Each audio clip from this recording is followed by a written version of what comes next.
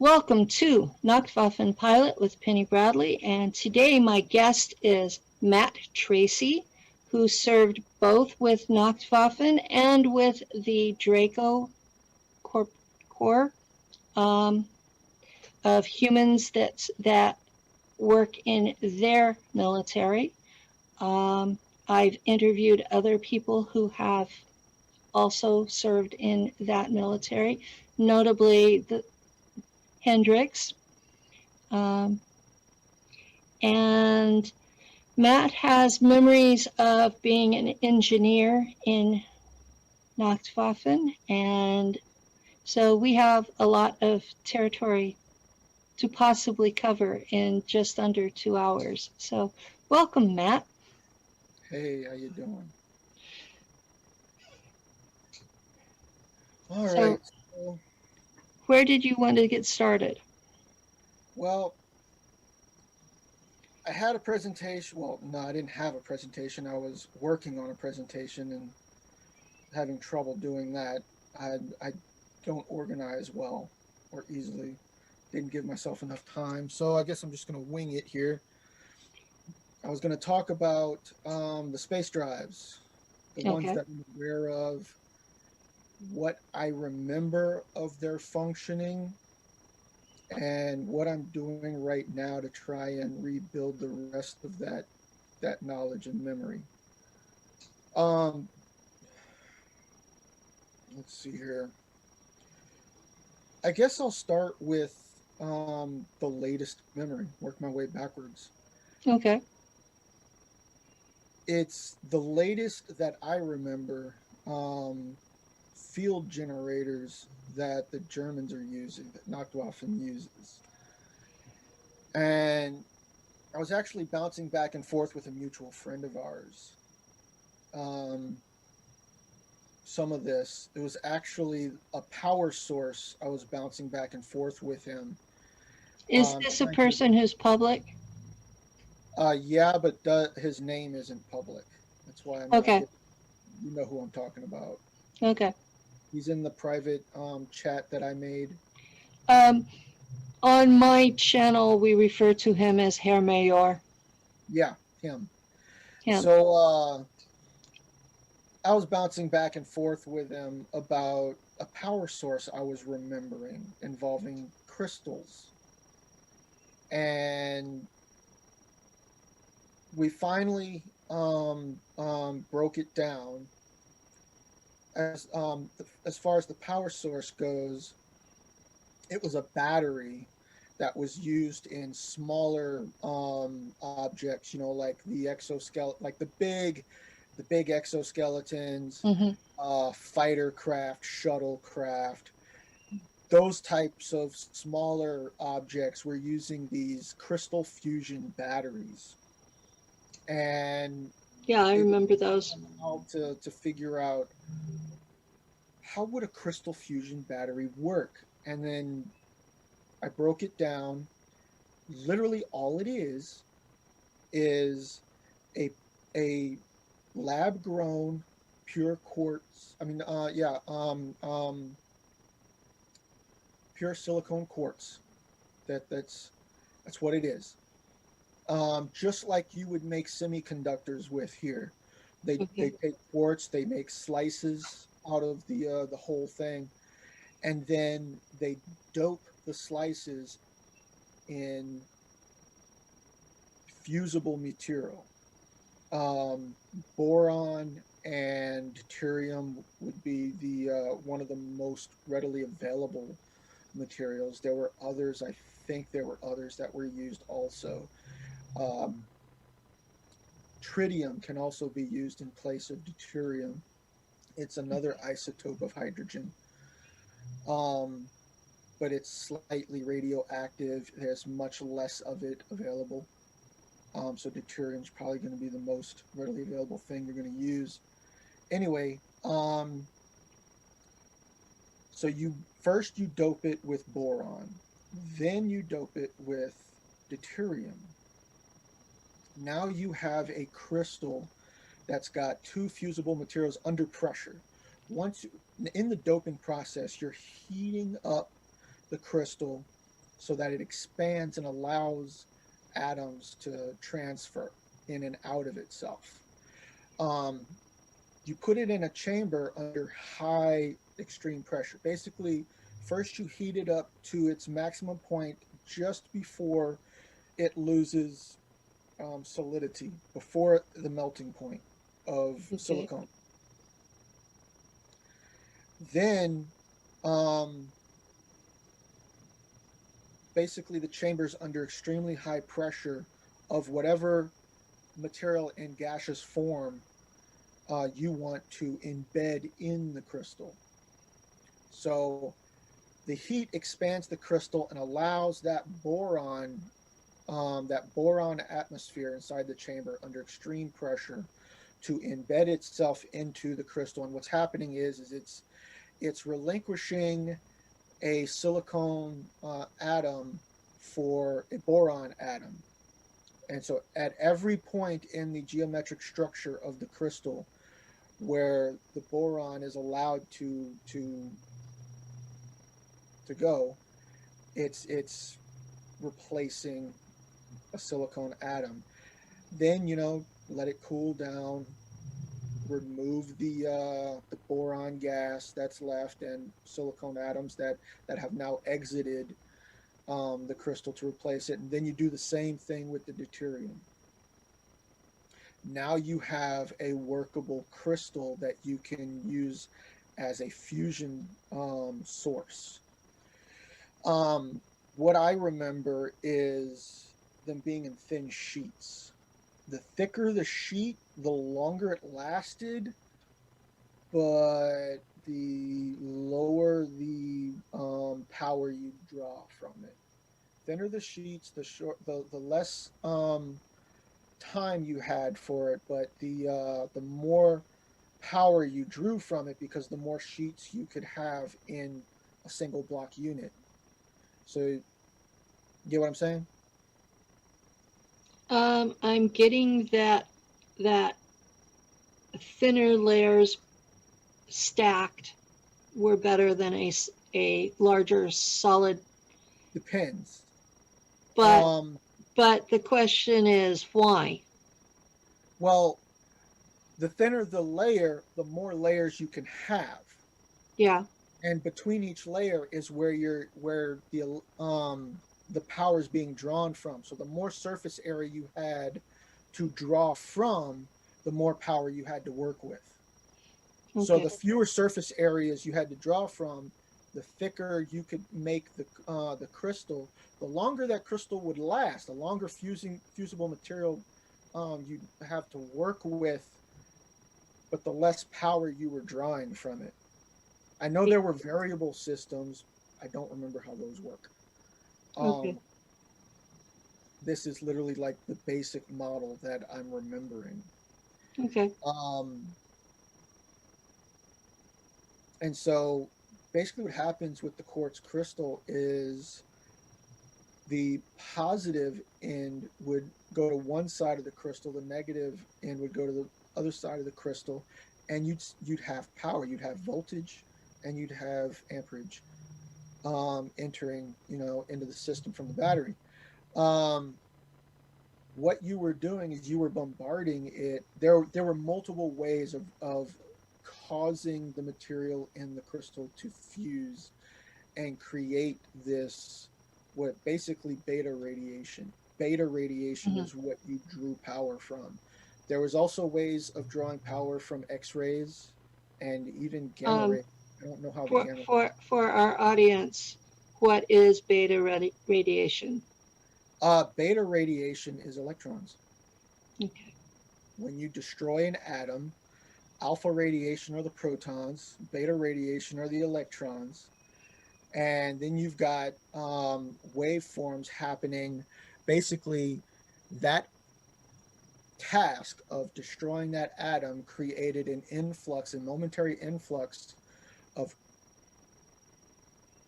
dielectric current and magnetic current, basically field lines, to Okay. be drawn into the system, and then the immediate destruction of that circuit allowed those waves to propagate out into our normal space. And Okay. at higher frequencies, you have what's referred to as neutron radiation, what they consider to be neutrons. I don't believe in the existence of neutrons. It's a higher wave than a gamma ray, is what I believe it to be. Neutron radiation will pass through everything, including lead, as if it's not there. For some Yeah. reason, it won't pass through concrete. It won't pass through concrete.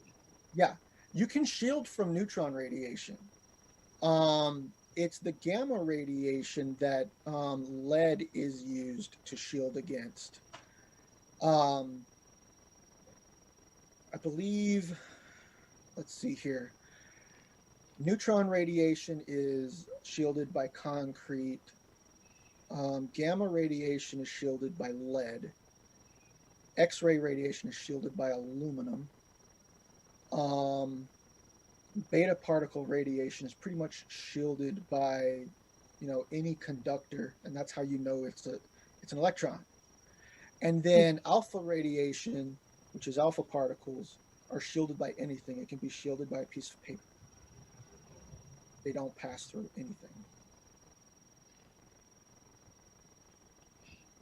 Um, anyway, so what they used were neutron radiation emitters, and apparently adding this neutron radiation emitter into the quartz allowed the fusion to occur. And then suddenly you had beta radiation hit the plates that were used to capture the current, and you had power draw. This powered um, fighter craft, shuttlecraft, um, handheld devices.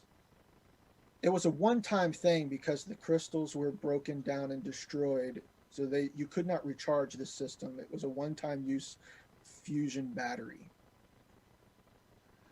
But that's how they did that.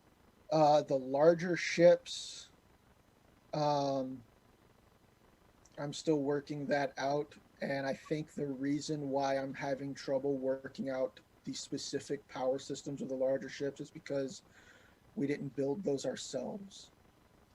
Those Okay. were on loan to us because the Do you know Draco who? other races, I think it was the Draco that loaned us the power stations for both our ships and our colonies.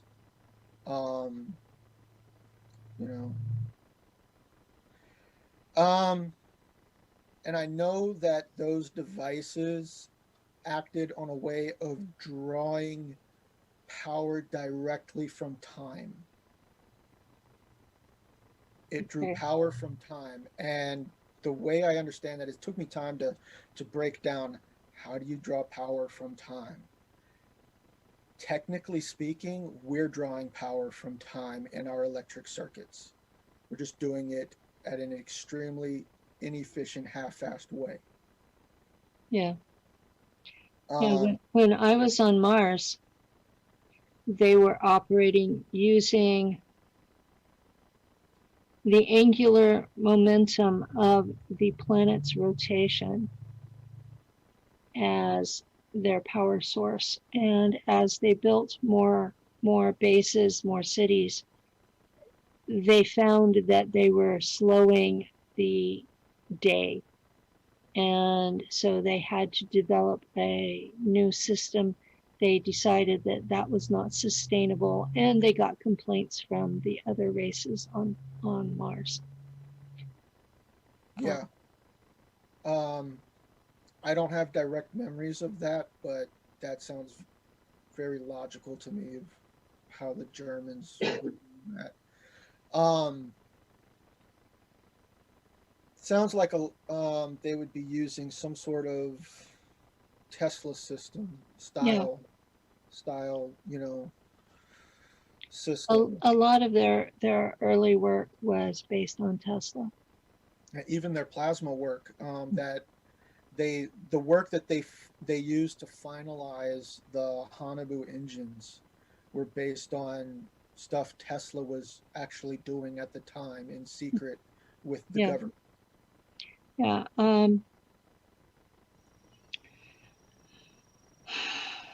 I People, know that a lot of his work was very highly classified by the American government, and yet I also know that the Germans I was a part of used his work and discarded Einstein's.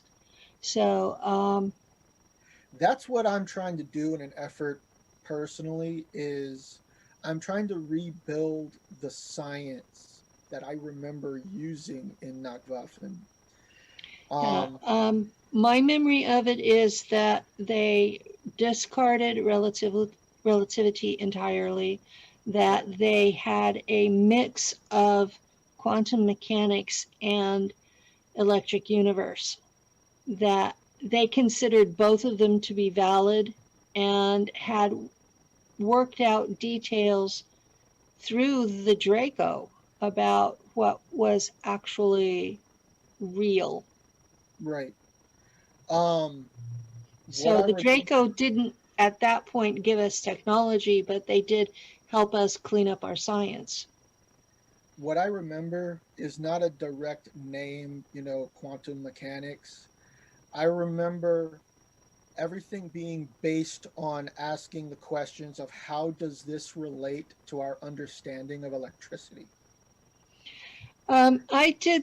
I did engineering physics in college, Right. so I'm comparing the memories. I got you. That's where I'm coming up with the terminology, because the Germans did not use English language terms. They did not use the terminology that's currently being used on Earth. They were using terminology based on what was used at the turn of the 1900s. And so translating it is basically impossible. So it's based on I took physics in the 1980s, early 1980s.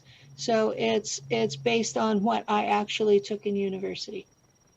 So Everything I know, Herr go on. Mayor also took physics in college in his country. I did take some math in college. I was majored in multimedia, which I then learned by the end of that program that I enjoyed math and electrical engineering far better than trying to design video games. Um, I prefer playing video games than making them. Anyway, um, I can't focus on them oh really? really. I was great at pinball, but when they turned to the video screens, I can't get my eyes to focus on the movement, um, and I would end up with a major migraine, which I think is mind control. I never had a problem with staring at a screen for hours on end. I never did in space, but I do here. I don't have a problem here with it. I do have to step away because it's like my brain is running so many tasks in the background that to focus on one thing for too long bothers me. It becomes I get painful. antsy and I have to step away. I think it's part of my ADD. Um, I have to step away and I'll start pacing and just run through what's going on in my head, let it, do its thing.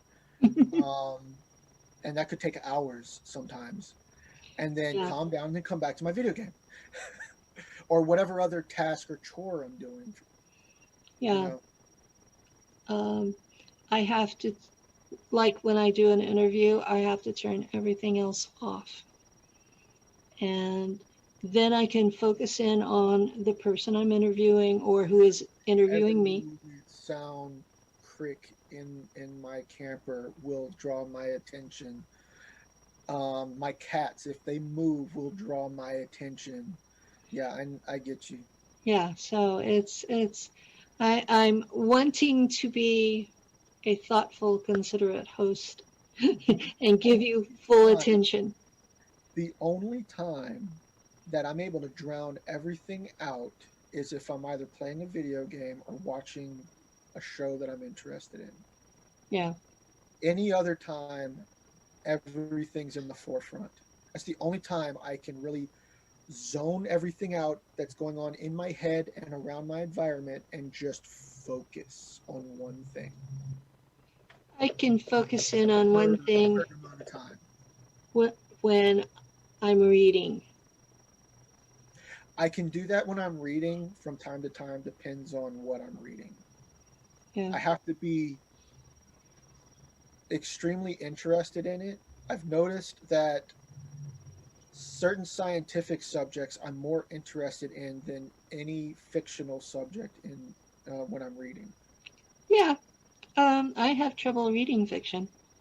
It's like, I'd rather watch that on a TV. yeah, Books for learning, TVs for shutting down. pretty much. Yeah. I try to read fiction and I can read the same 2 pages over and over and over again. But when I read something that's nonfiction, Right. then I can zone into it, and Lou has to tap me. It's time to make dinner.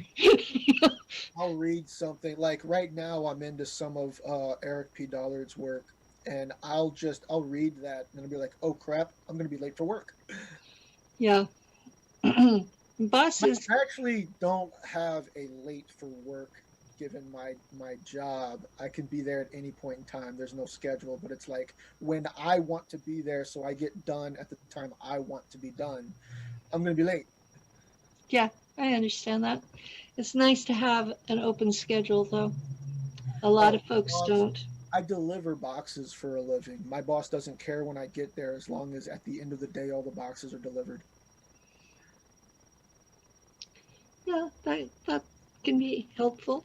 Um, I used to I used to really appreciate. Well,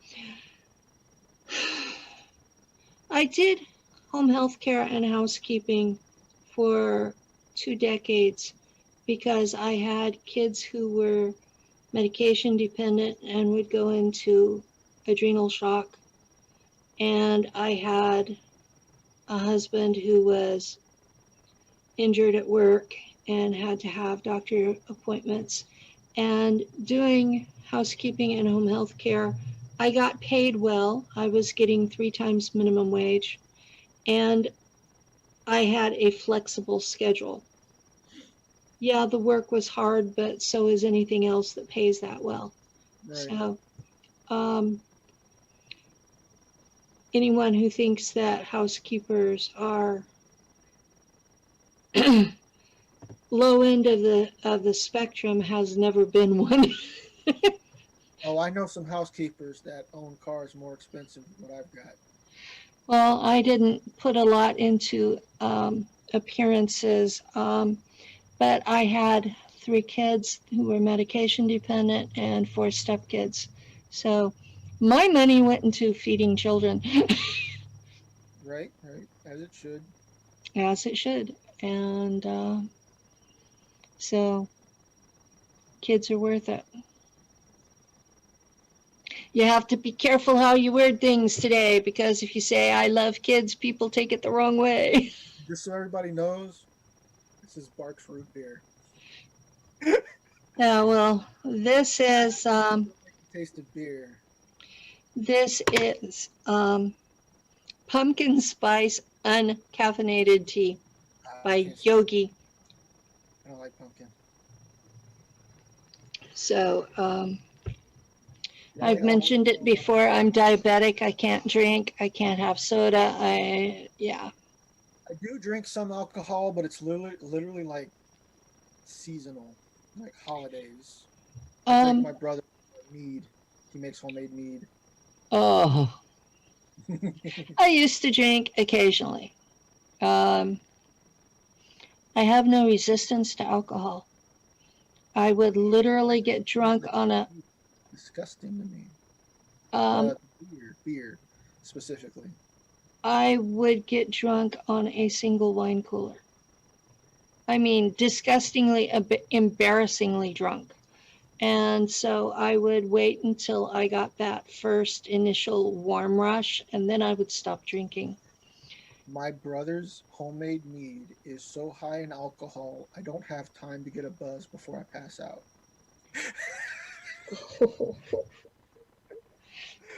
It. Half a bottle, I'm out. uh, what did he call you? Oh, he wasn't there when it happened. Okay. Half a Uh, bottle, he was out cold, and he's the drunk. yeah, I know some of us. His tolerance of the entire family. Some of us in this community have no resistance to alcohol at all, like me, and others have so much resistance that it basically has no effect on them. And I neither remember, one is normal. I remember having like 3 or 4 shots, like the large shots of some Taka. That's my mom's favorite vodka. Um, so I actually like the taste. I like sweet alcohols. I'm not an alcoholic. As my brother puts it, people who like sweet alcohols are not an alcoholic. I Mm, drink maybe once a year, but anyway, that when I had some, and as you can see, I should not have a tolerance with how little I drink, but I had like 3 or 4 shots, large shots of Taka, um, and it barely phased me. mm. Well, I have had men tell me I'm a cheap date because I would get drunk on so little. It was like, that was somewhat insulting. But yeah, we're off topic. Yeah, we are, aren't we? Where were we? We were talking about the battery, and I think you were going into the engines. Yeah. Okay, so that getting into how crystals are used in Nachtwaffen technology, I started to remember um, the latest engine design. Okay. I remember now, for people who don't know, one of my alters was on an R&D program. I don't know which not I don't know which German colony. I don't even Okay. know if it was military or not. I just know that all I remember I actually remember this screen panel. Um it was always the screen panel. It wasn't a square, it was like a podium that you stood at, but the whole thing was a screen that you could interact with. Okay. But it was flat, and then it came up so, and then it was like the sides were just like so, and then it went up like so, and then like so, but this side was wide. So like one, two, actually no, it was flat, then the sides, then this. So it was like 1, 2, 3, 4, 5, 6 sides, the bottom being the biggest. It had a slight curve to it, curved in like this, and it was like my station. This is Okay. where all my data was that I worked with and manipulated. I wasn't assigned directly to this station. I was assigned to the team. We were designing engines. That was our focus. We were designing new engines that were more energy efficient, but were faster, more Okay. maneuverable, um, capable of handling things.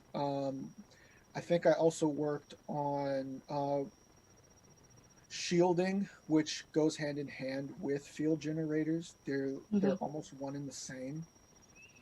Yeah. You just alter the emitter in it slightly, and it will repel things like an atom does to other atoms.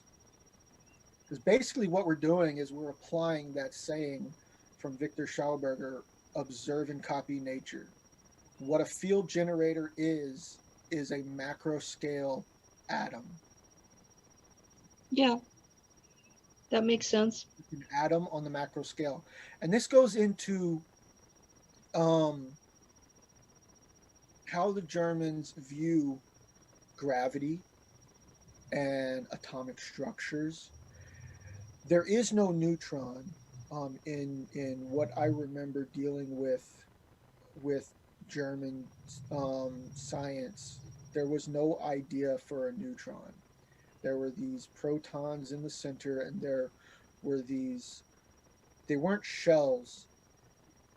They were micro scale force tubes, just like how people like Oliver Heaviside, Michael Faraday, Nikola Tesla, they didn't have a concept for an electron. The electron was not what they dealt with.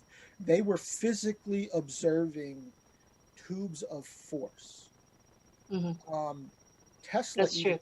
came out and said that he was just before he, I think 3 months before he died, he said, "I'm working on a dynamic theory of gravity based on tubules that I am observing, that I've been observing through my entire research." And that we're talking all the way from the late 1800s when he started all this.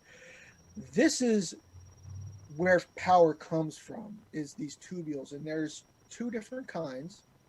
And as they interact, they actually create two more different kinds based on their combinations to four different kinds of current. It's not four different completely types of current, it's four variations of electricity.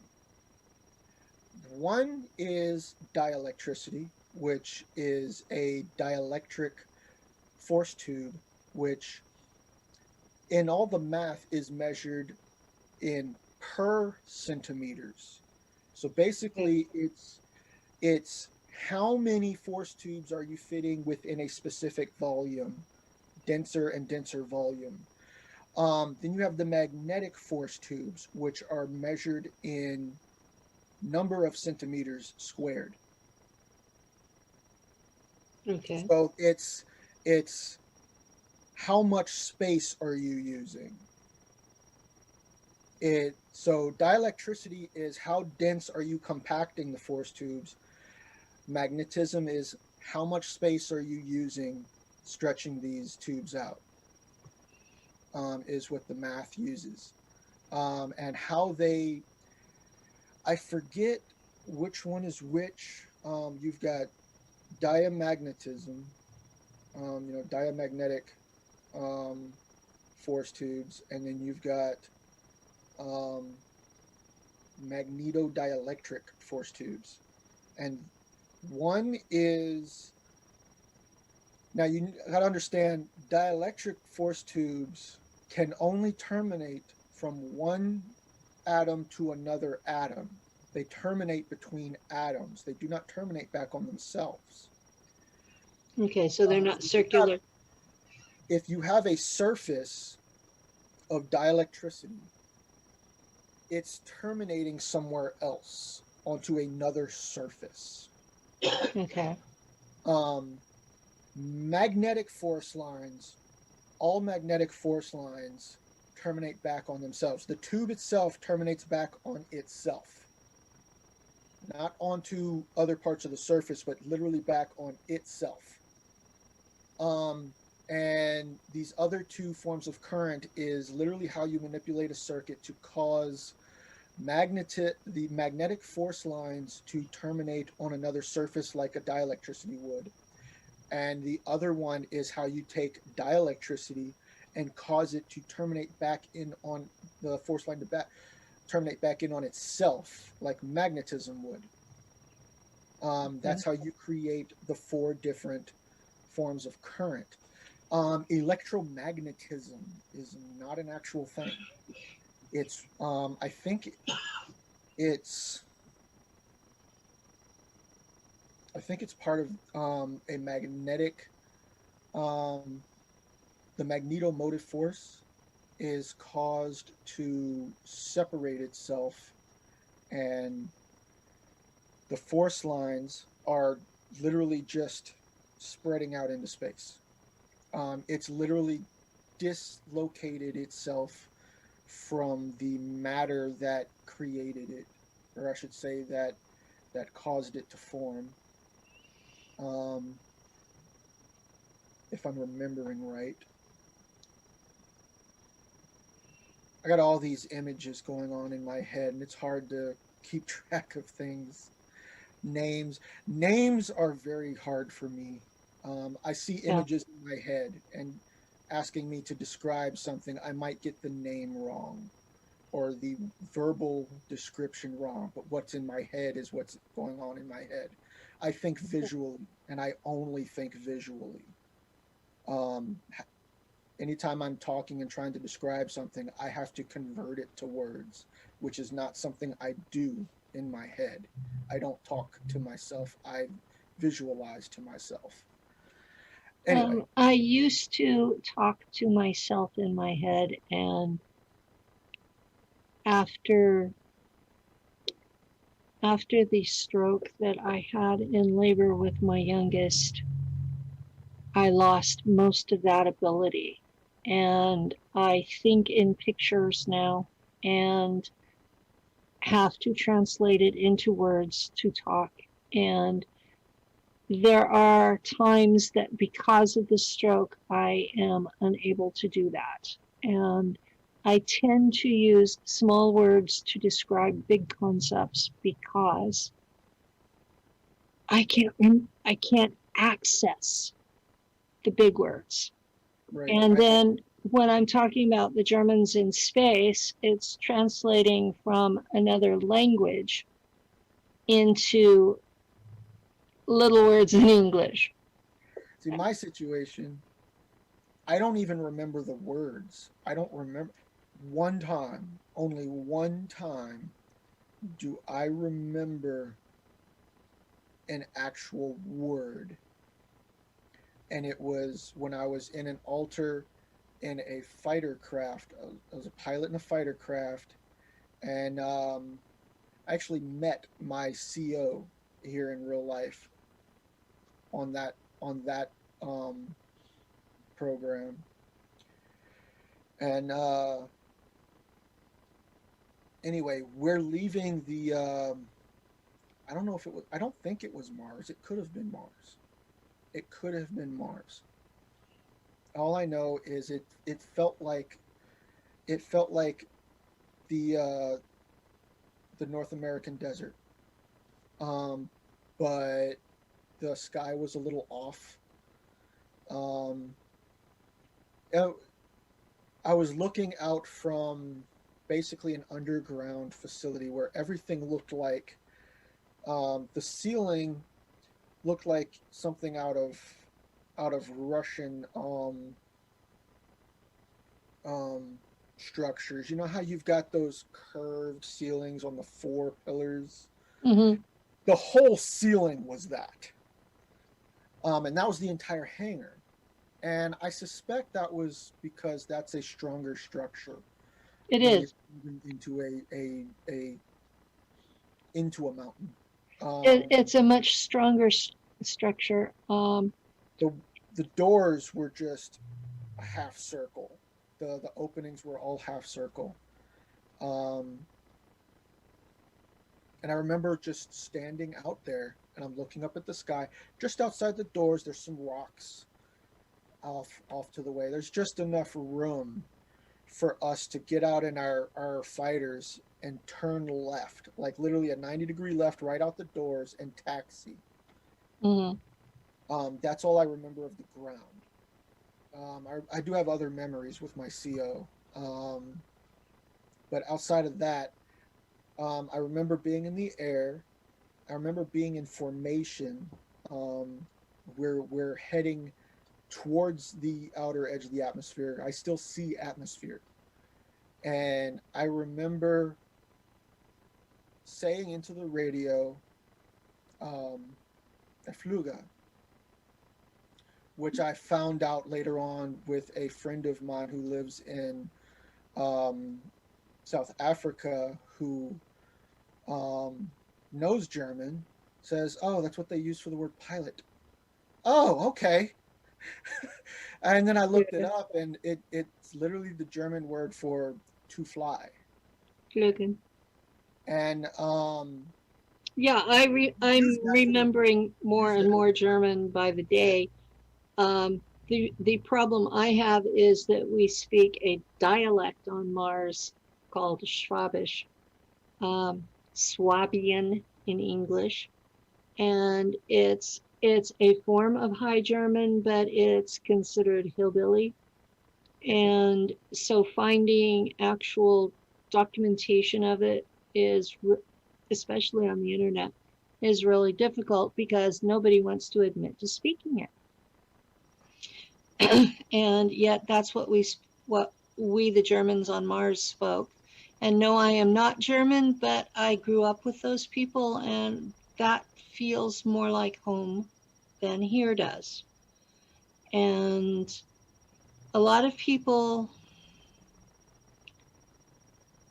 have sent me confused questions, and I'm going to be blunt about it. I was 9 years old when I was taken to Mars, and this was my first time growing up. And they put me in shula with their own children, and I was treated well. And I was honored because I was one of their women pilots who were fighting the war and helping win it. And I may have been considered too dangerous to be among civilians on the regular, but they treated me really, really well. And I had everything I needed, including medical care. And when I came home and was a child again in America, my parents were poor. We lived on a dairy. I went to labor camp schools. And as an adult, looking back on what I was taught in Shula, it was 90% objectively correct with only 10% propaganda. And what I was taught in the American school system was 40% objectively correct with 60% propaganda. It's worse these days. I'm not doubting that. I saw what was going on when my kids were in school, and around the turn of this last century, and I was mortified because they've taken out anything that teaches critical thinking or logic. So it's completely watered down now. And I went to visit my old high school and found out that this school, which when I was there in the 70s, they taught Spanish, German, French, and you had the option of being transported to the other high school for Latin, actual Latin. Now they only offer Spanish. Well, what are you supposed to do if you're in a field where you're going to need one of those other languages? You're just fucked. Hold a minute. So, Where were we? We were talking about the different kinds of currents that, or electrical magnetic things that you remembered from the Germans on Mars. And I think we were heading back into the Drive through. territory of the engines. Yeah. One thing I'm remembering is a lot of the drive systems that are designed out there and here, and even by ETs. Um, Not all of them, but a lot of them involve bismuth. Hmm. Um, Bismuth or mercury.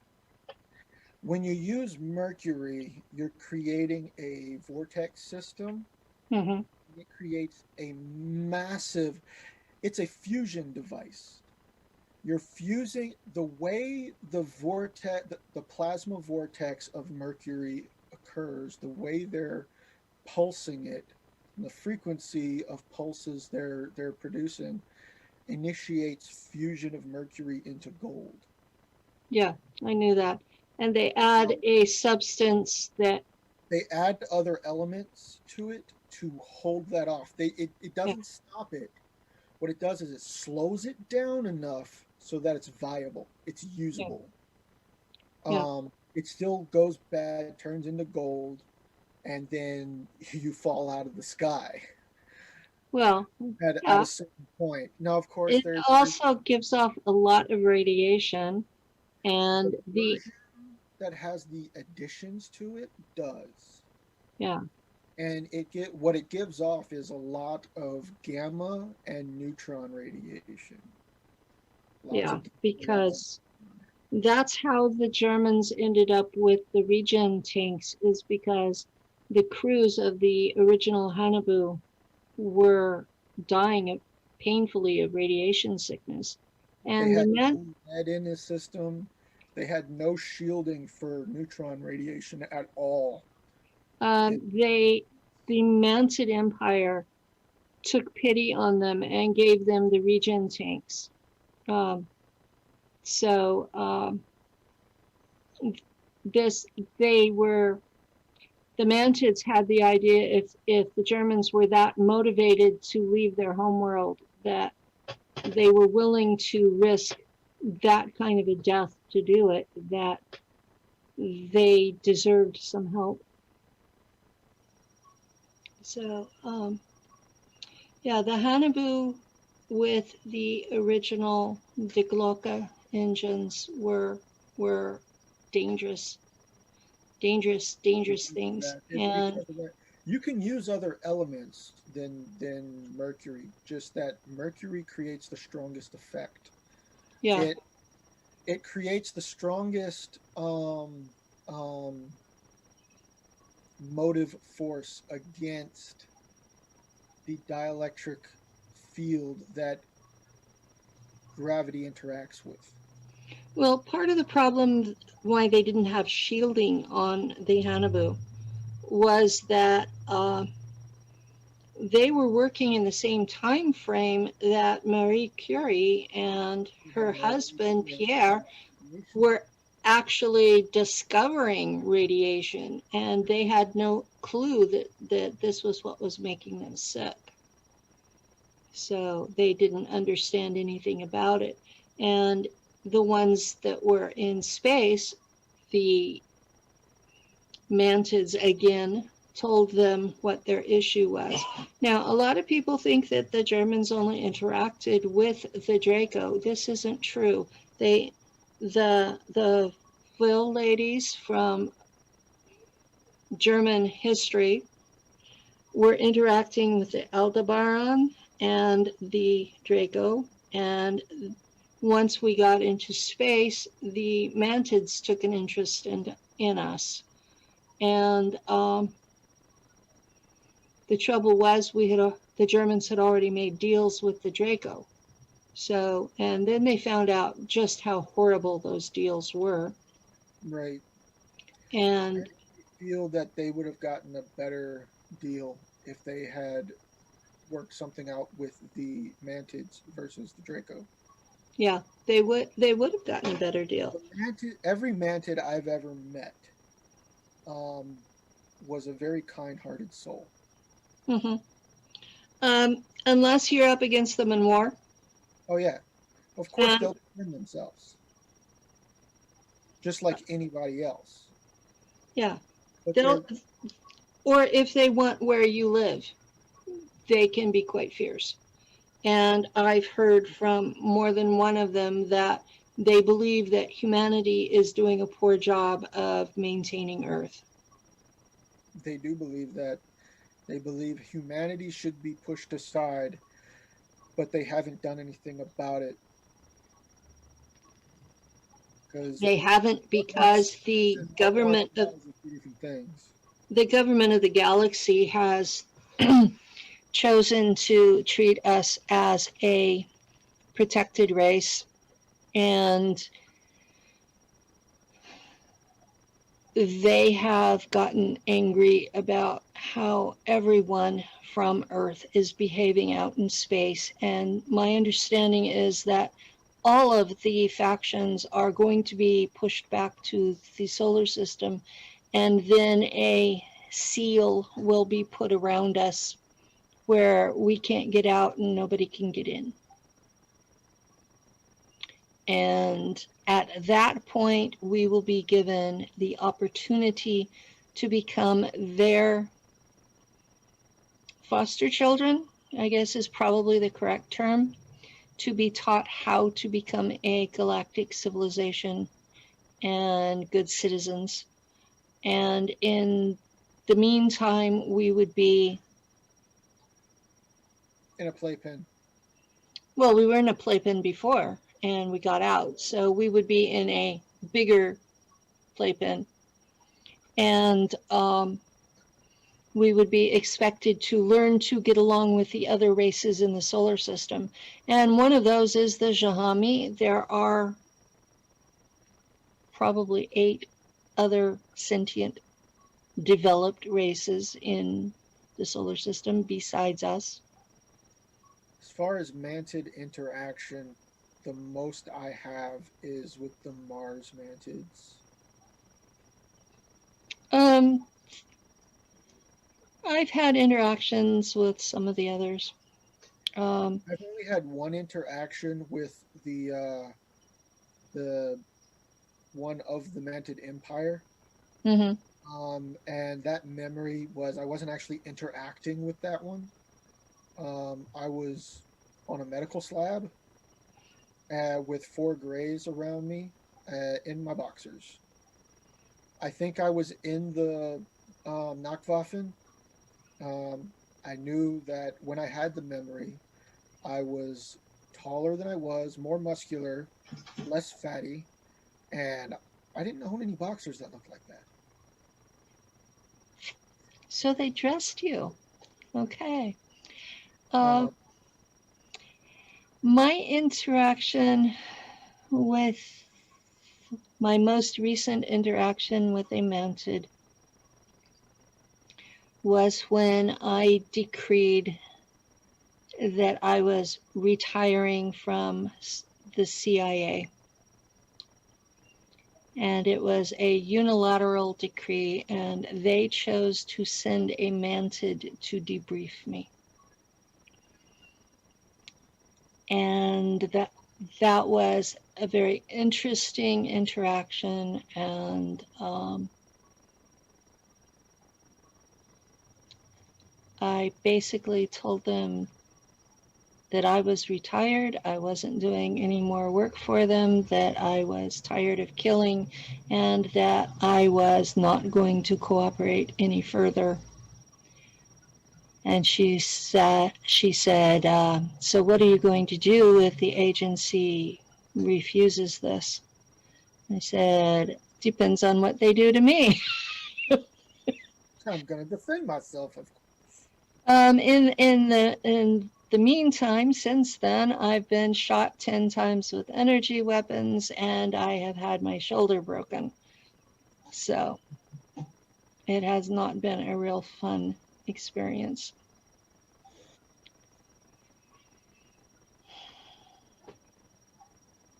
So yeah, um, she was actually quite polite and asked some rather intrusive questions and made it clear that that she was seeing me on several levels and not just the physical. And I was surprised that a human agency would send a mantid to represent them. Oh, when I first started remembering, a couple of days before I first contacted you, a few years, Okay. That's been a while. yeah, it was quite a while back. Um, like maybe what, 4 years ago, Yeah, pretty close to that. somewhere around there. I actually remember it was May 30th. I don't know why I remember that date so well. No, it was May 29th because the day I woke up from all of this was the day before my dad's birthday. Okay. Nope, it was the day after my dad's birthday. My dad's on the 29th. Yeah, the longer it goes, the more fuzzy the dates become. Yeah, I'm off by a day. Okay, I think I'm rocking it.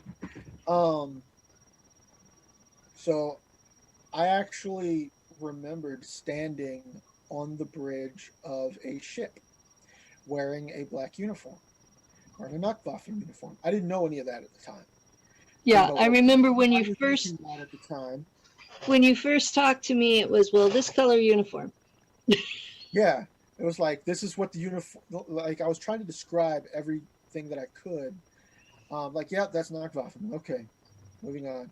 Anyway, I was describing this pendant. You know, it was on this side. Um, on my breast. It was, and I was typing it into Google trying to find it. It's like that's when they found out. Oh, he's looking for this. Mm-hmm. Uh, that night, I remember going to bed. I stayed up late. I went to bed around 12:30 in the morning. I woke up about 1:45 to the dogs. Two dogs. No, it was three dogs at the time. Maggie hadn't died yet. Um, all three dogs barking up a storm. They were going crazy. I woke up to my dad. I was living in his house at the time. Threw his bedroom door open, stormed down the hallway into the living room. Um, and then you hear silence for a moment, and then he opened the cages, let them out back. And while this is all going on, I'm, suddenly starting to remember what just happened. Mm. Um, I suddenly started remembering getting up out of bed after I fell asleep. I remember standing up out of bed, walking out of my bedroom, down the hall, into the kitchen, to the back door. I remember opening the back door and stepping outside. Then suddenly walking into the kitchen from outside, closing the back door, walking to my bedroom, laying back down, and then suddenly waking up to the dogs barking and my dad storming out his bedroom. Um, and then maybe 20 minutes went by. And then suddenly I started remembering what happened in between there. I remember sitting, I couldn't see any walls, I couldn't see anything. I was sitting in a chair. I knew I was sitting. There were people, human people, just all around me, like a half circle. If there were any behind me, I couldn't see. It was just, and they were at a little bit of a distance, um, maybe 10 to 15 feet away, just a line. Some of them were wearing suits, like normal suits. Others were wearing military uniforms. Um, and there was a mantid right there in my face. I had no idea what it was doing. I figure it was scanning my brain. How much do you remember? kind of thing is what I assumed. Oh, And yeah. that was the first time I remembered a man. No, it was the second time I remembered a mantid. Um, You so can't hide anything from a mantid that's scanning you. no, You shouldn't even, you should their not even try. abilities are on par with the Draco. Yes, their abilities are on a par with the Draco, but they are much more gentle about it. They are. If they don't want you to know they're in your head, you'll never have a clue. Yeah, as far as you're concerned, they're just standing there looking like a statue, but they're all up in your business. Yeah, all your business. Several We were levels of there it. not often asked a question by one. There was repairs being done on the ship. We were in a corridor. I remember there were no lights. We were in a corridor, and the only light I saw was from plasma torches, welding going on Hmm. along the my left side. That people were kneeling down, and I'm walking past them, watching this happen. And I get to the end of the corridor, like literally just past the welding going on, and there's a mantid comes out of the shadow, and all I see is his face. I don't even know if it's him or her. I hear a voice in my head. I hear an audible voice as if I'm hearing it with my ears, Mm-hmm. but it's in my head. I know what it said, but I don't remember audio. I Yeah. suspect it was in German, but I think my subconscious is translating. I know that in that moment I'm hearing audio, Mm-hmm. but I have no memory of the audio. I just know that it was asking me, how are the repairs coming? And I didn't even have time to consciously answer, not even to think of the answer. It before I had time to formulate an answer in my mind, it said, very good, go about your business. Yeah, At least something to that effect. that's yeah, that's how they operate. They're very Um, efficient. on Mars, um, I would occasionally be sent to capture one, and I was not very good at it. I would inevitably be led into a cave of some sort where I would be dinner for a spider, and I would wake up in a regen tank. So yeah, Presume that when I first interacted with the mantids on Mars, the peace had already happened, the okay, peace treaty, because I had crashed my ship. I was in a storm. I was caught in a storm, okay. and my ship had crashed. And this thing, I see that out of an opening of my cockpit, this mantid head just kind of show up in my view, and he pulls me out Hmm. and helped me limp to a cave where we waited out the storm together. That's cool. And then he helped me on my way. I know that he helped me to the nearest human settlement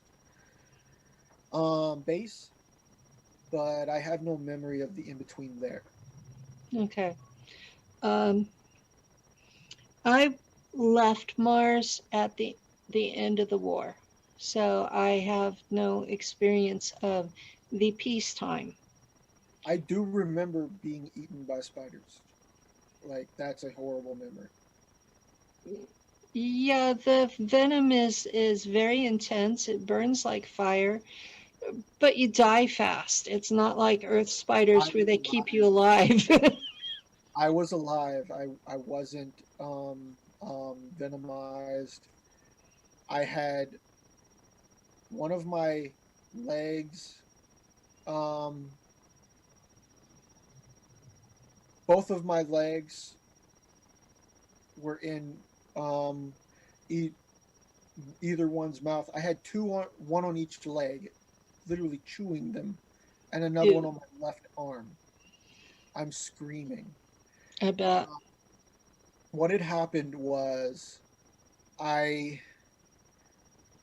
was with this unit, and I was either a pilot or having something to do with the shuttle. Um, I was simply out there with them, but we were out by this outcropping of rocks, and I don't know what was going on with them. I can't remember. I just remember one of them was looking at at something, um, like a diagram or something. Um, and I saw between these two outcroppings of rocks, this one spider just kind of. I saw the arms. He was Hmm. going for the guy that was closest to that outcropping, and like completely snuck up on everybody. Yeah, Only they're I they're saw Only I saw it. And I yelled, "Spider!" and pushed him out the way. And it got me and drugged me off. I'm screaming. I remember screaming as being drugged into a hole. And then yeah. suddenly, I remember three spiders on me, one on either leg. And I'm still alive. I feel everything. When I first had this memory come up, I could feel Hmm. Yeah, something popping into my legs. these I memories are was very driving at the time and had to pull over. the memories are very sensory. You get Um, all the feels, all the smells, all the tastes. You can feel the wind on your skin if it was open to air, and when all the telepathy that was involved is also very very intense. vivid, I remember suddenly these flashes of lights, these little to me they looked like fireflies, zoom, zoom, zoom, zoom, zoom, zoom, just making holes into the spiders and Hmm. impacting the walls of the cave. It's just like full auto. These little balls of light. I assume they were plasma pulse weapons. Yeah, But then sound like it. when the spiders stopped moving, I remember being grabbed from the back and drug out, like as if there was a handle right there for them to grab onto me. Um, and I remember being drug out of the cave, and I looked up, and it was the guy I pushed out of the way. He went Good. into the cave after me. Um, during the war, um, when we were in battle, because we had regen tanks that could bring you back from the dead, um, we were required to use laser swords to decapitate our teammates that were too wounded to walk on their own and bring their heads back and regenerate. I don't know what happened to me outside of the cave. I only remember being drugged to the opening just to where I could see the guy that was dragging me out. After that, I have no memory. So you don't remember waking up in a regen tank? I don't remember anything after that. I don't have enough memory of Mars. I Okay. have memory of that mantid, the memory of being eaten by the spider. Well, the And traumatic stuff is what you remember first. The when the stuff that's emotional, the traumatic stuff is at the top of the pile. And you get through very that stuff. strongest memories, they Yeah, have those are the faintest number of neural connections. yeah, the more emotional you are about it, the better you'll remember it later. And those are the things that overcome the mind wipes. I have bizarre memories because they went through and deleted people's faces. Oh, So, I have the missing faces too. I have one incident, one memory. I was on a bridge of a ship. It was a teardrop, one of those teardrop ships. Mm-hmm. I get a When I was with Nacht, Waffen, I did a lot of service on a teardrop shaped ship. I was a pilot for one, navigator. Um, I remember being on the bridge, and I remember being see our bridge. What I remember is different from what some others remember. I remember the chair. I don't remember being cybernetically linked to the ship. I remember having to sit in a chair in Okay. order to link to the ship. I remember being linked to it with a chip, I but remember having to sit in a chair, and then I would lean back and close my eyes, and then suddenly I could see outside the ship, okay. and I Where could I could do that just with the chip that right. You was could do that 24/7 at all times. I don't remember that. I might have had that with the fighter ship, the fighter craft, yeah. on with that. I don't remember that now. Given I don't have as much memory with those service times as you do. Well, Um, I wouldn't have had any memory, just the weird stuff if the NSA group had not decided to activate it. So when they come through and they use your remember code, you don't have any options. like for instance, I don't remember the regen tanks at all. Okay. I do remember a stasis tank with the yellow goo, Okay. and I remember a tank with solid black goo. Like it's a whole tank I was dunked in, but it wasn't for any embedding into me. It was to do it like a medical type of task. It was just that tank was black. Everybody I've talked to say that the regen tanks are either the goo is either green or blue. Yeah. The stasis tanks are either yellow or orange. Mm-hmm. Um, that particular time, and I actually remember the feeling of going into the goo in the black tank.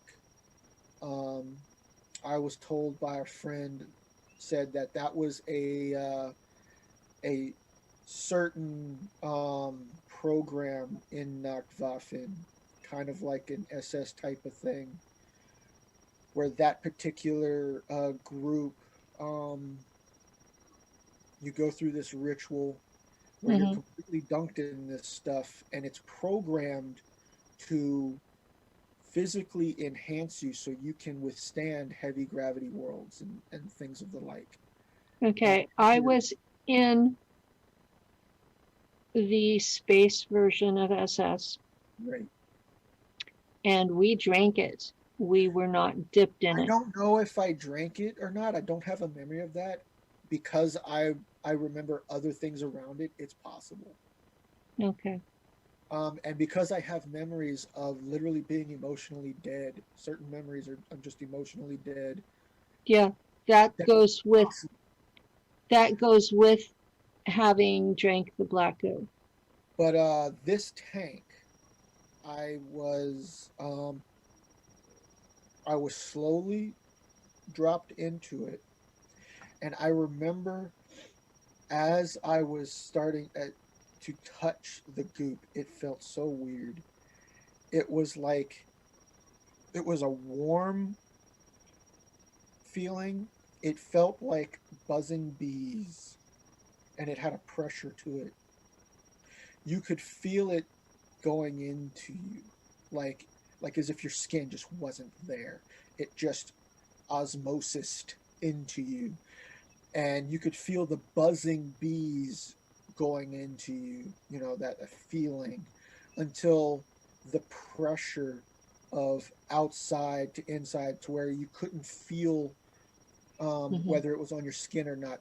The pressure was equalized between outside and inside, and then suddenly the buzzingness stopped, and it was like complete 100% sensory deprivation. Yeah, waking up in the regen tank was sensory deprivation, and you didn't know what color it was until they pulled you out and hosed you off. Know if it was, you don't even know what orientation you're at, or if your arms are moving.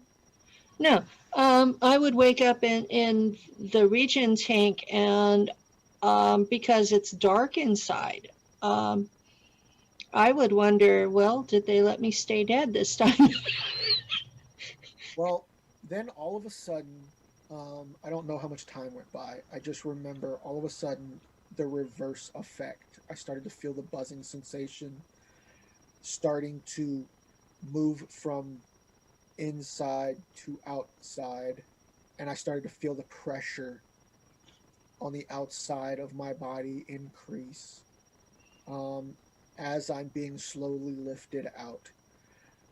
Then I was dropped onto the floor. I was lowered onto the floor, and I dropped to my knees, hands and knees, and started puking this stuff up. Yeah, And I could see the tank was black, and I could see the stuff I was puking up was black. yeah. And there were men standing around. I was completely naked. There were other men standing around in black Waffen uniforms,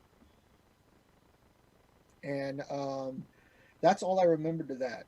A friend psychically looked at that and tells me that they were enhancing your muscle skeletal strength to be able to handle heavier gravity worlds. Well, that would make sense. Um, the Black Goo, the Black Goo is an AI that's based on a miniaturized nanobot tech, and it was originally developed to create a healthier, enhanced population um, on its original world, and they did not program in safeties. And it reached a point where it became the master and started treating organic life forms as competition. That's what I've heard. And there are several races out there who think they're smart enough to control it. And it is the most dangerous thing out there. And the galactic government is taking steps to get rid of it.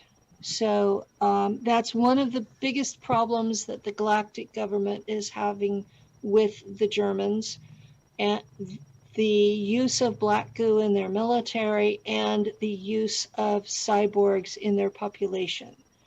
Um, those are the two things that they're having the most trouble dealing with, and the other human factions are using outright slavery as well as cyborgs. And Yeah, so when all you of us, hear Germans in space talk about how horrible Kruger and the other ones are being, that's really saying something with yeah, how bad the Germans can be. well, how bad humans can be. This is true. You know, it's not, Human, that's humans one of the inherit this things, stuff from the that's Japanese. one of the things that I'm Human, dealing with my disclosure is that we have all of this, frankly, American propaganda that the Germans are worse than other people. I think the Americans are worse. Uh, what we have in space is the one whistleblower calls them ICC, another calls them planetary corporations, another calls them the Alliance. They're all the same people, and they are all the military industrial complex, and the Germans call them bankers in space. And these people are the ones who have the cyborg factories. They are the ones who are kidnapping humans from Earth and turning them into cyborgs and selling them to ETs. And yet their assets, who are supposedly whistleblowing, are blaming the Germans for this. And I have a lot of. Not the problem. You need to talk louder. The Germans are not worse or than anybody else. They are bad as humans can be, any humans.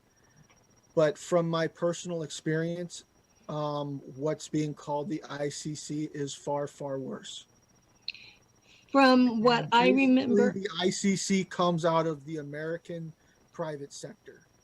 Yeah, they are far worse than anything else out there, and all of them are bad. Even the Solar Warden is just as bad. They're literally promoting the slave trade. They're trafficking humans.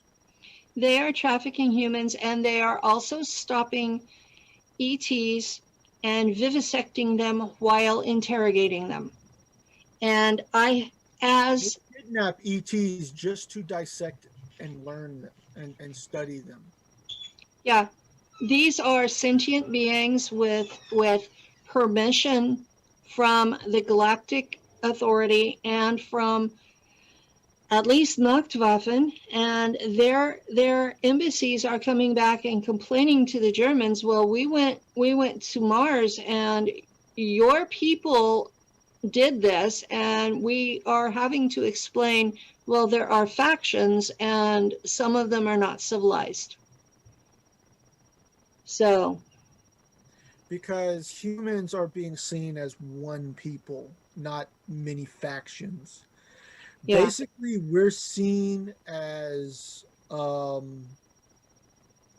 descendants of the Shahami, and the Shahami are not seen in a very good light. Exactly. But yet you talk about them on Earth, and their blue collar group is the tall whites, and they're called Nordics, and the New Age community thinks they're going to save humanity from the folks that are controlling, and they have no clue they're controlling the folks that are controlling us. Exactly. And they're the originators of the leash. They are the ones who made us as a slave race in the first place.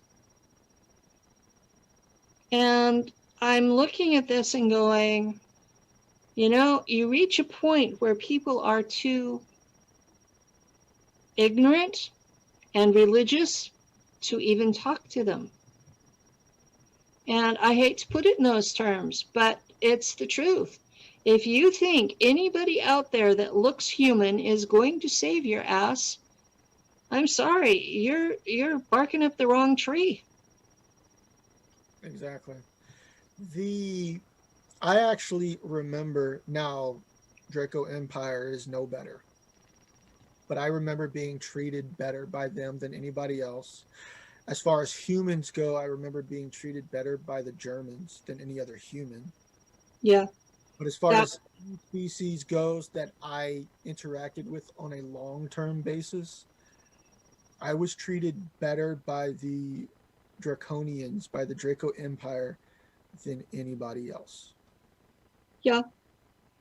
I've never had any issues with the Draconians at all. And I'm aware that because of the Draconian DNA that the CIA put in a lot of us, me included, the Draconians see us more as a part of them than a part of the Shahami.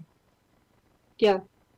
Those of us that the CIA shot up with Draco to affect our DNA and to give us abilities that they wanted for us to have, the Draco treat us much better than they do normals. But then the normals are unable to be around them for longer than a half an hour. And the Draco have some serious issues with the Jahami, and so does everybody else in the area. The Jahami are aggressive. They nuked their own planet. They nuked our planet. They nuked multiple planets in our system. Uh-huh. They're the ones that actually destroyed what is now the asteroid belt that Mars and Ceres were moons of. Yeah. They have gone through, and in wars of succession. So these are not even wars that needed to be fought. These were people in the royal family fighting over who was going to be boss. Now, does this sound familiar at all? Yeah. But they went through total wars, destroyed the entire solar system more than once over these wars over who was going to be boss. Well, they have now reaped the benefit of their actions because 80% of their male population is sterile. As far as from what I'm aware, they no longer have a home world. I don't know about their homeworld. I know they still have a planet in the solar system that they're claiming as a homeworld because I've been on it. That place has been nuked so many times it glows in the dark.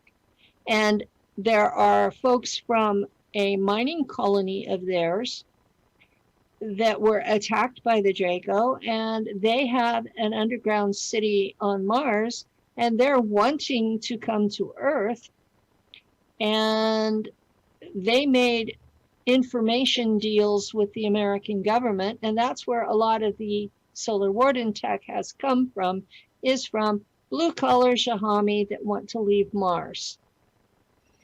And the American government fell for it hook, line, and sinker. And I'm like, you guys have no common sense. When you're dealing with strangers, you find out who the hell they are first. You find out what they really want first. Then you talk business. Right. But from a position of knowledge, not from a position of begging. Oh, yes, please give us some of your technology so that we can beat these evil Germans in space who went into space to get away from you. I mean, they're out in space. Leave them the fuck alone. Right. I mean, it would seem to make sense to me, but no, they want to take World War II back into space. Sounds a lot like a descendant of the Jahami to me. Exactly. They're acting just like Jahami. And, it's like, and yet they tell me, oh yes, we are so advanced, we are going to ascend.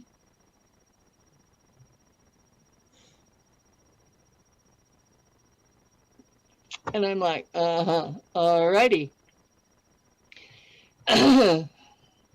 That tells me exactly where their mindset is. It's completely on religion. And then others tell me, I've since freed myself from all that. Then there are others who tell me, well, Jesus is coming back and he's going to take us all to heaven with us. And who is the God of Christianity? A Jahami. Yep. And where is your heaven going to be? Another place where you're enslaved to a Jahami, because that's how they see your ass. They don't see you as an equal or a child of theirs. You are a slave. So it took me some time to come to those conclusions on my own, but I eventually did. I'm glad. I've been talking about it for a couple of years now, and I have. Well, it was before you were talking about it. Is when I was already asking those questions and figuring all that out. Well, because of the way that the NSA agent interacted with me, I was left in a love bite relationship. Okay. And I was picked up by the twin flame community at the same time that all of my religious programming had fallen away. And so I was looking at them as, okay, this is an explanation that makes sense. Only in the long run it didn't. And then because I had past life memories that were consistent with being a Shahami, the Anuna community grabbed me, and they are the folks who believe they are reincarnations of Anunnaki, some of whom are not actually dead in the first place, so I don't know how they can be reincarnations. And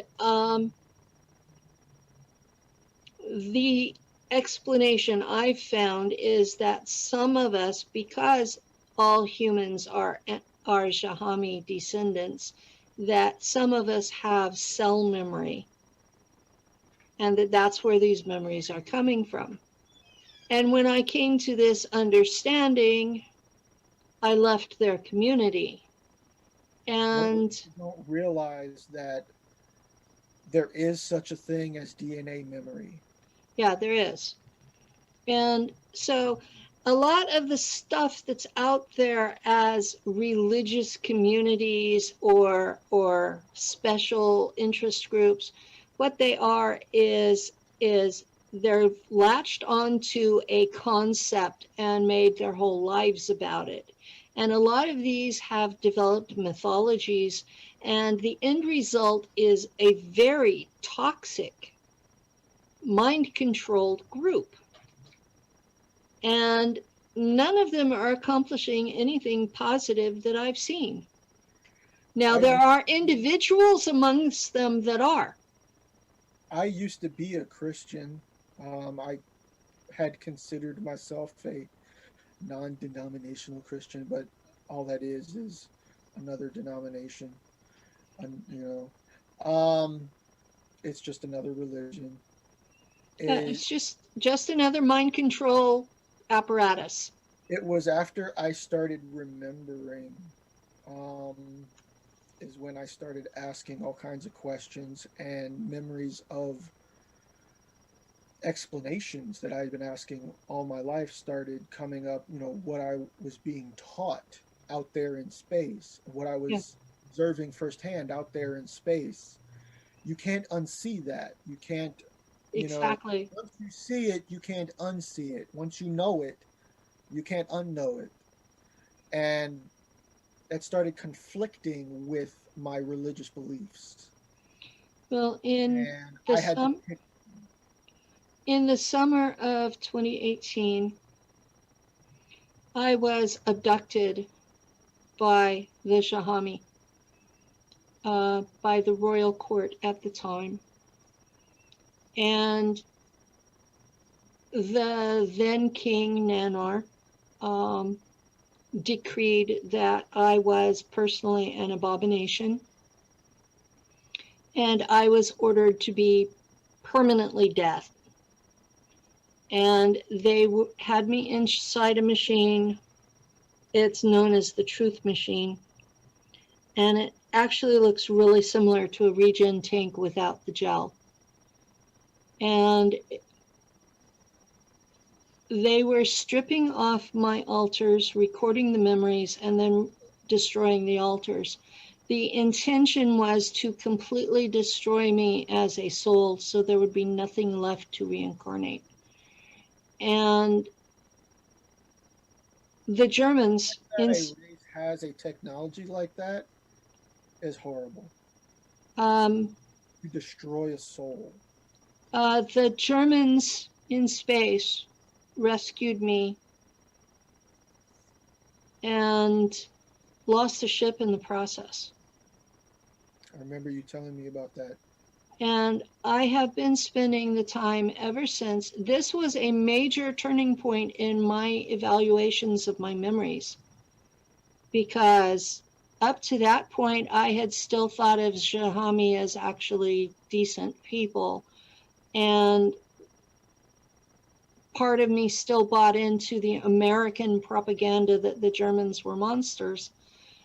And after that, I had to really stop and think about where did my biases come from? Were they valid? Was this something that was real, or was this my human upbringing propaganda changing things?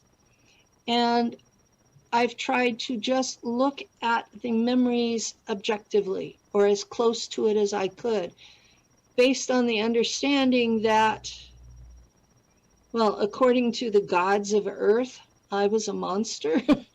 And these supposed monsters came and lost people rescuing me. So I've looked at things a lot differently since then, and I've caught a lot of hell from people because the Germans are just people. They have a culture that is based on militarism, but it has been for the last 5,000 years. There's nothing new about that. They no longer mistreat people of other races. They learned in space that all humans have more in common with each other than we do with any ET. And they have learned that no matter what they do out there, they are never masters of their destiny because there's always an ET that they have to deal with. An ET who is stronger, smarter, bigger, and has better tech. So that was a great humbling force for them. That being said, they are honoring their contract with the Draco and are doing military service for them and have done such a good job that, to my understanding, the Draco have stopped eating people. They've decided that we are worth more as military allies than we are as food products. And that's a major step for them. Now, it could be that they're just telling me that too. Most of the members of the empire that I interacted with were vegetarians to begin with. Okay. Not now, as far as the head draconian race, they do eat meat. Mm-hmm. They're not 100% carnivorous, to my knowledge. Um, I have heard of some of them eating humans. Like, it's more of a um, what's the word? The word escapes me. Preference. It's Mm-hmm. not a they all eat humans. It's a personal preference thing. It's a horrible thing on our end. Um, of course. I don't know if they all stopped or not. That I'm Okay. not aware of. I do know that I was told that not all Draco eat sentient beings. Those that eat meat, not all of them eat sentient beings. Some of them are appalled by that very idea. Mm-hmm. Others don't really have a problem with it. And it's literally I've always seen the diversity of good, evil. Now, good, evil being relative, of course, but I've always seen my perspective of good and evil to be just as diverse in every race and species I have memory of as there is here on Earth with humans. Yeah, that's been my experience as well.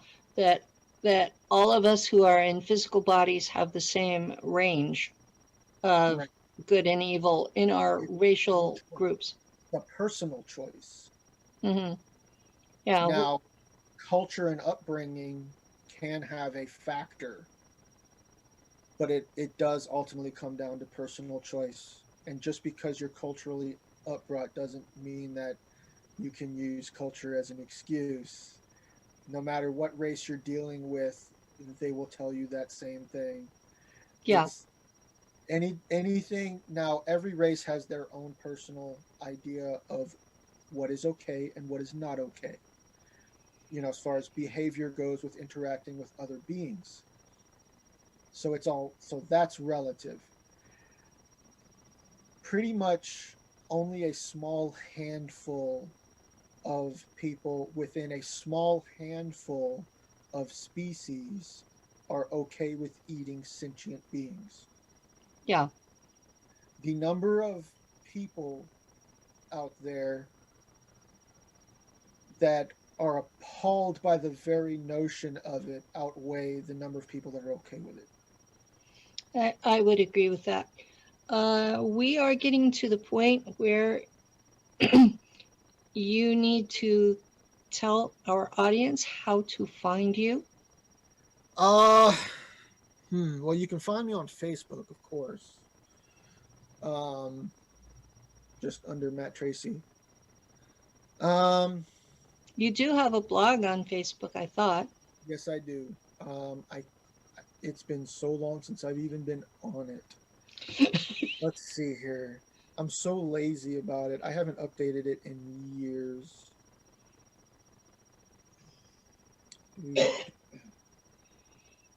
Trying to remember.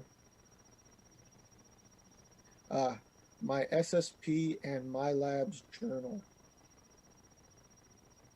is what it's called. You can also contact me there. Um, I haven't really set up a email dedicated for people contacting me with questions and stuff, and I don't really want to give out my personal email that I use for my day-to-day life. Well, that's Um, understandable. yeah. You can contact me on Facebook, whether through my blog or my Facebook page, my main page.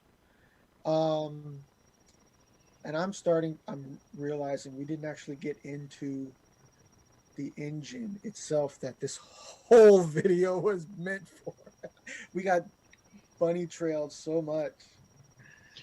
But Well, that that's happens. what happens when you have people with altars trying to talk about things. I know I bunny trail so much, my family gets annoyed by it and they have to rein me in. Well, that just means that you'll have to come back. Right, right. We'll have to do another one here soon. Finish this explanation. How much time do we actually have? A couple minutes? I think we have about 3 minutes left. I could probably throw in a little bit of the engine in there. Um, let's see here. Where was I? Okay, the explanation of the engine. We were at the bismuth. So they actually took a giant silicone crystal of quartz that they grew. The way they shaped it was two cones. So basically, you've got an end here and an end here, and then you've got your outer perimeter here, and it's just two cones. And that's what it looks like a spinning top type thing. Each cone is equal sized, and they doped it with bismuth.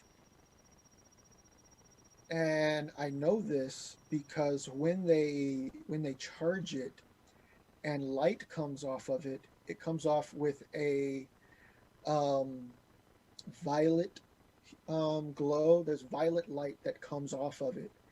And I know that in laser science, you create violet light lasers by doping a quartz crystal with bismuth. Okay. And that's how you create violet light in lasers. They did that. And we know that bismuth is used in, I haven't gone into the explanation really of how bismuth works to that effect, but they infused the crystal with bismuth. It literally floats there. in a kind of magnetic field. It's suspended, and when it's shot with dielectric pulses, it acts as a gear against the magnetic field, causes it to spin. Okay.